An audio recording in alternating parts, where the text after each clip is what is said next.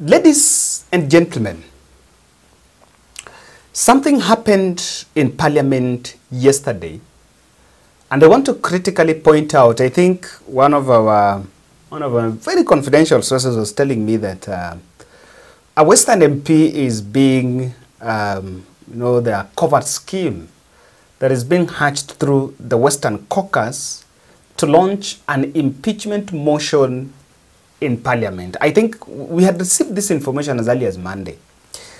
After the budget process, or rather look at how the budget will go, and if Rigathi would come out, or rather the camp around Rigathi would oppose the finance bill, then that will be the ground of impeaching the deputy president.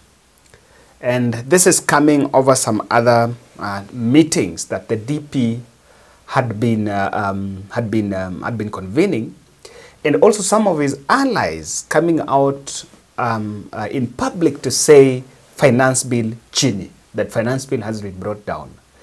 And the Ruto camp were actually coming up with a strategy that if Rigathi team would come out with a strategy, or rather would oppose the finance bill, then would be seen as one of the people that is against government, and that will be a ground for his impeachment, whereas that might not come out completely. I think I saw it and I trashed it.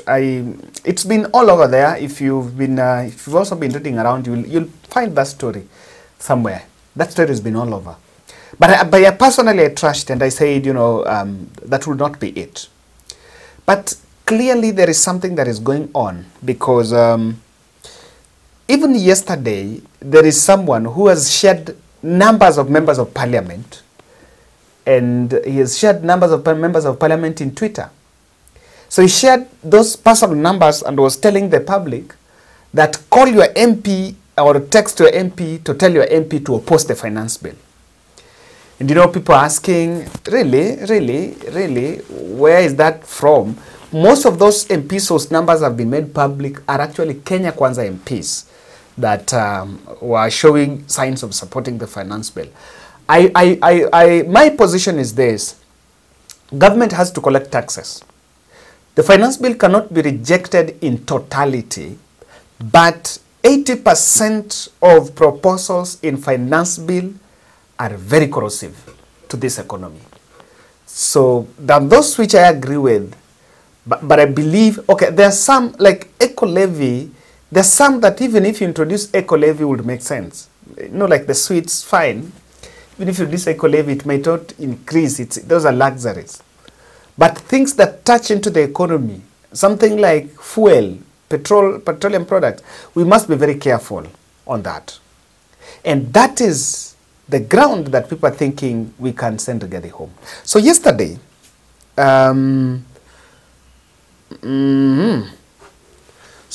yesterday, something happened.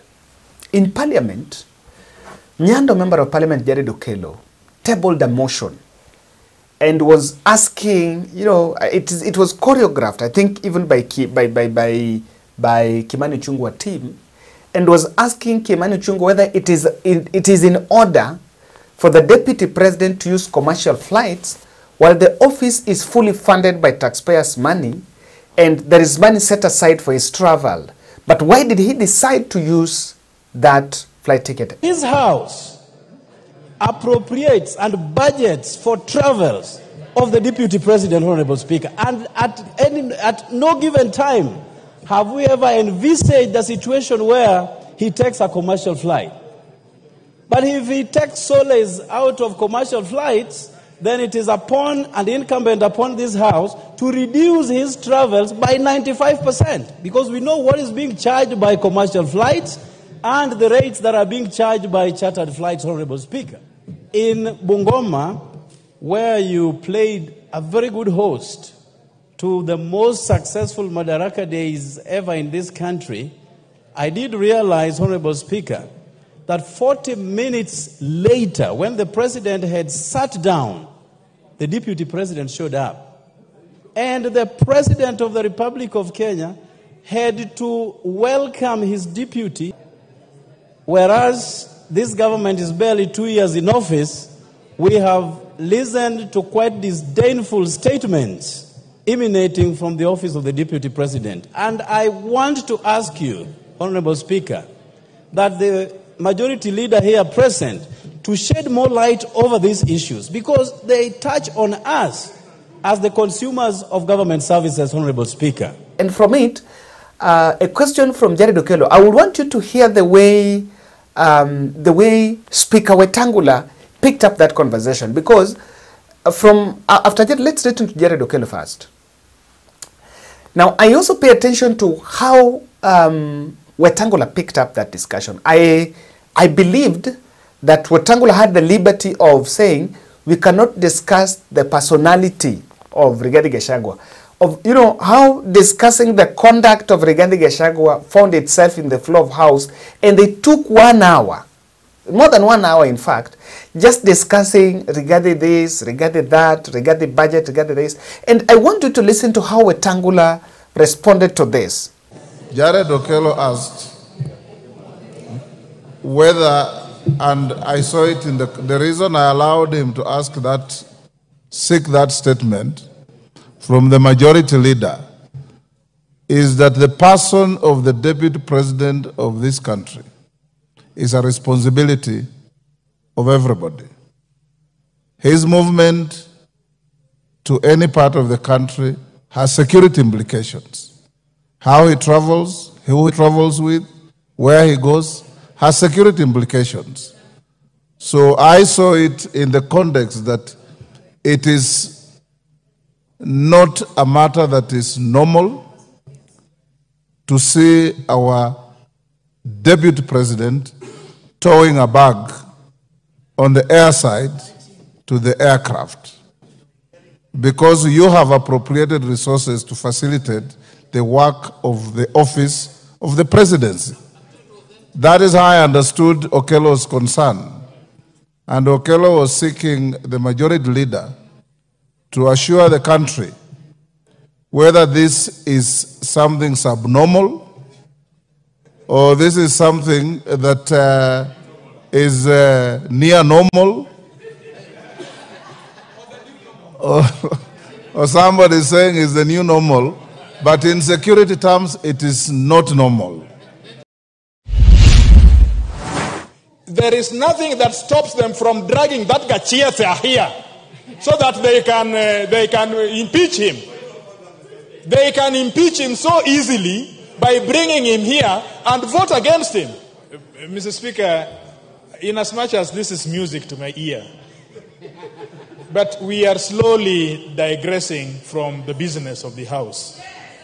I have heard names being made here. And Mr. Speaker, you are the biggest advocate of protection, that persons must not be named here adversely without a substantive motion. That side has a majority, supermajority, so they say. There is nothing that stops them from dragging that Gachiete here so that they can impeach him. Now, Wetangula's response is very suggestive. He's already a victim. Like, he's already saying, Rigathi is getting it wrong and is shaming the president, despite the fact that that office is funded. I understand even while at the airport, he was having 14 security officers with him and the 3 photographers. That's what I understand. And then it tells you that there is a ground that is being created. If you listen to how the MPs were responding to this matter, you will realize there is a ground being set up. And what is being set up is every weapon and everyone has been energized against Rigathi. You can see the ODM MPs, the way they spoke, the Azimio MPs that spoke, they are castigated Rigathi. Joint with Kenya Kwanza. What does it mean? It means that if that talk of impeachment is to be actualized, maybe it will be solved by a political truce outside parliament. But it is a viable motion that can be taken to that parliament, which personally I believe will be a big blunder. that will be the end of William Ruto's term anyway. But I strongly see this, that there is a problem, and because of this development, I just want to make a very key observation. What really is complicating this matter? What really is complicating this fallout between Ruto and Rigathi? And that is why the talk of impeachment is a card under the table. That card is under the table. I can tell you, it might not be a strong impeachment motion, but it is part of what can be put there. Let me ask you, if Rigathi is to be impeached today, so what's supposed to happen? What's the worst that can happen? You know, it will just be the big political narratives, you know, getting back to Mount Kenya, this and that. But this is something that will clearly put this country in 2027 electioneering mode. And if the stand is that if Rigathi Gachagwa's camp shoots down finance bill, successfully shoots down finance bill, then Rigathi is facing impeachment, then that is a very critical debate that this country will have to stare at. But I want to show you something, and I've been making very close observations on this. There's some 4 issues that is complicating Rigathi Ruto fallout. 5, if not 4, 5. Number 1 is the Mount Kenya MPs seeking relevance. This Mount Kenya, there is a crop of Mount Kenya MPs, and I want to play for you Dan Madenge. The clip by Dan Madenge and Kawanjiku. Dan Madenge was speaking in parliament saying that they're being harassed by Rigathi. The same way Kawanjiku, I also appeared in some interview, I think in Kameme or somewhere, was saying that Rigathi Gachagua, I don't know, he was blocked from going to Rigathi Gachagwa's office because he had gone to benchmark in Ndindi Nyoro's constituency. I want you to hear those 2 clips. Now, those 2 MPs, irrespective of the substance. For example, Dan Madenge, clearly, what is making him uncomfortable is the fact that Rigathi Gachagua picked Kimani Ngunjiri. Not Ngunjiri. There is the other one, the Kieleweke guy. There is Kimani Ngunjiri, then there is Kimani Wambugu. Ngunjiri Wambugu, yes. There is Ngunjiri Wambugu. So Ngunjiri Wambugu, the former Nyeri Town Member of Parliament, is the person who was with the Deputy President at the airport. The time the Deputy President was flying by a commercial flight to Mombasa. So that is what annoyed him. And you can see now, those camps have started. And people think that if I say Rigathi is bad, I'm getting my bonker points. Now, that is already a big blunder because it continues to create the camps. For example, if Rigathi is listening to that Dan Madenge, Rigathi will now clearly say, oh, I need to support Ngunjiri Wambugu for it. And with shifting camps, you'll realize that there are MPs that will swear allegiance to William Ruto, believing that they need the UDA ticket to get it. But Rigathi Gachagua will also create another sphere of power by getting some of those former MPs like Ngunjiri Wambugu. And that is going to complicate many issues, many things for Rigathi. Now, the other second, for Ruto Rigathi, now, the other second thing is the discussion about 2 presidency, the split of the presidency. Ideally, the Constitution envisioned that the office of the Deputy President, the office of the First Lady, the spouse to the Deputy President, those 4 offices fall under the office of the President.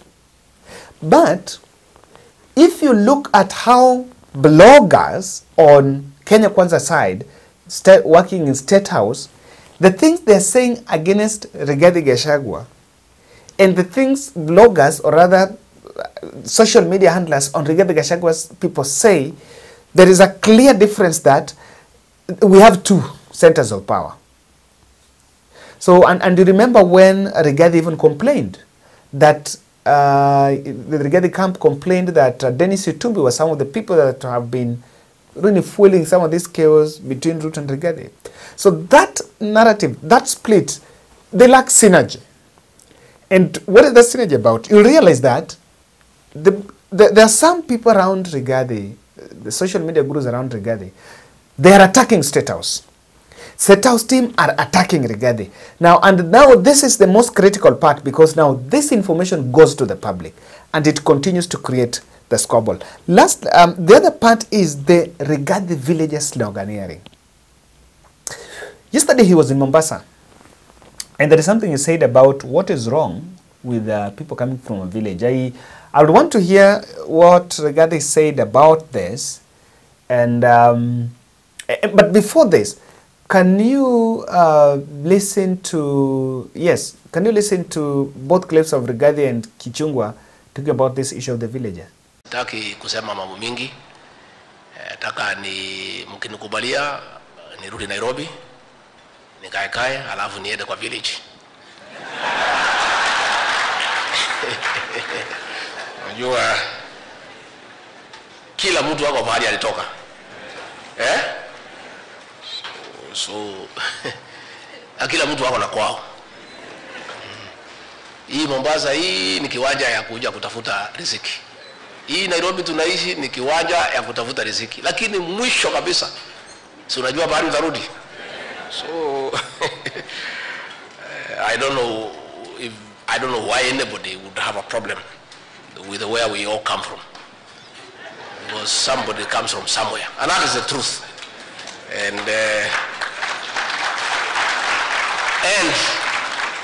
everybody should be proud of your origin and your identity. And nobody should ever make you feel embarrassed about your origin and identity.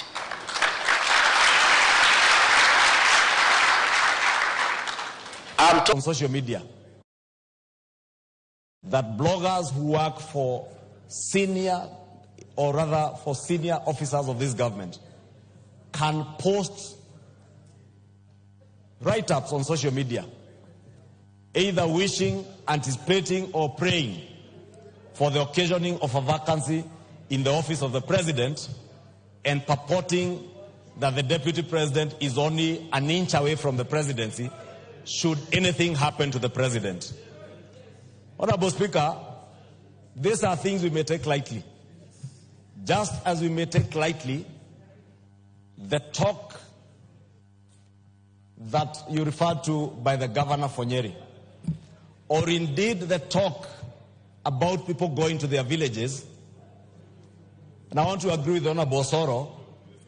These are the kind of things, Honorable Speaker, in 2007, 2008 that led us into the problems that we got into with post-election violence, when people were told to go back to their villages. Honorable Speaker, it is true we all come from villages. But please, when we hold senior government positions, we must grow beyond our villages. We must remember that we bear a greater responsibility to the people of Kenya.